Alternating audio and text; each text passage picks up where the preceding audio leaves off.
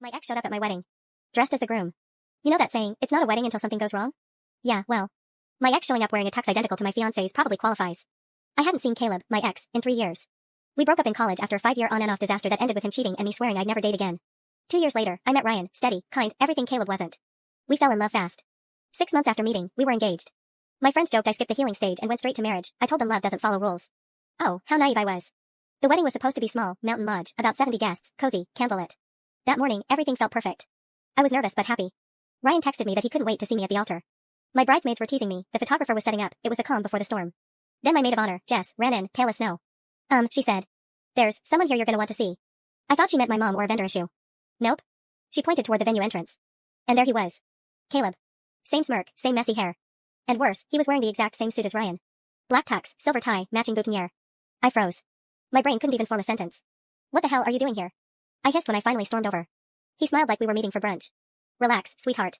I just wanted to congratulate you. Big day, huh? Caleb, you weren't invited. You shouldn't even know where this is. He shrugged. Small world. Ryan and I go to the same gym. He mentioned the lodge. I thought, hey, I should show up and give my blessing. It took everything in me not to scream. My bridesmaids tried to escort him out, but he just laughed and said, what, I can't stay for one dance. I went back inside shaking. The wedding planner swore she'd handle it. I took a deep breath, pushed the incident out of my mind, and focused on walking down that aisle. Except the moment I stepped into the ceremony space, my heart stopped. Caleb was standing at the altar. For a split second, my brain short-circuited. The guests were whispering, confused. My mom's hand flew to her mouth. Then, from behind the curtain, Ryan appeared, looking equally horrified. Caleb smirked and said loudly, what? You two move on fast, but I thought maybe you needed a reminder of how the story started.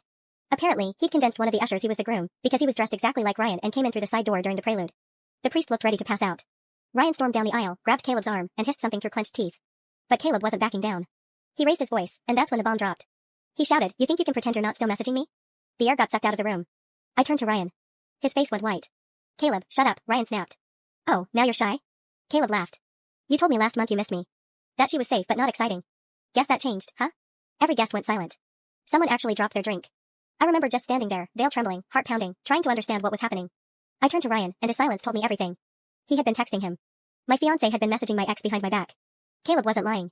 He showed me the screenshots. Right there, in front of everyone. Ryan trying to check in, remembering old times, wondering what if.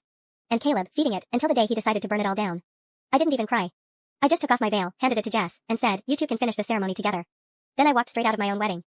Outside, photographers were still waiting, and one caught the shot that would go viral later that week, me in my gown, barefoot, walking away from the lodge while 2 men in identical suits shouted behind me. I didn't plan revenge right away. I went home, blocked both, spent a month detoxing from humiliation. Then, I got clever. Ryan's business, a small design firm, was funded partly by my family. My dad had invested when we got engaged. I quietly pulled the funding, froze the joint account, and told every client I'd personally helped land why I was withdrawing my name. Within 2 months, his firm folded.